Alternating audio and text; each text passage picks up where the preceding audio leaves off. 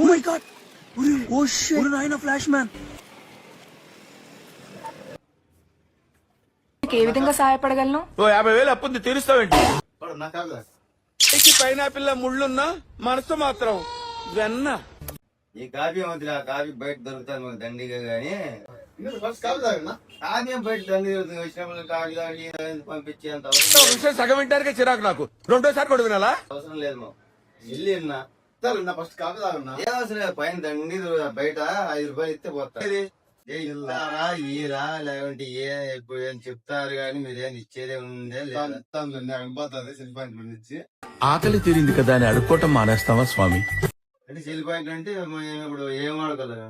Oh my god, oh shit, నాయనా flash man. Cell ఇచ్చాను ఎవరికి ఇస్తామంటారు.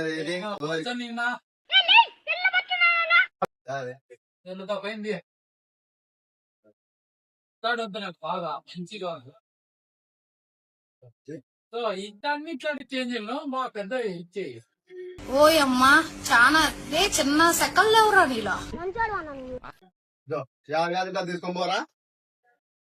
ఏమి నన్ను చేసేది ఏమన్నా నీకు నచ్చింది తీసుకొని పోరా. ఏమి ఇట్లా మాట్లాడతారు?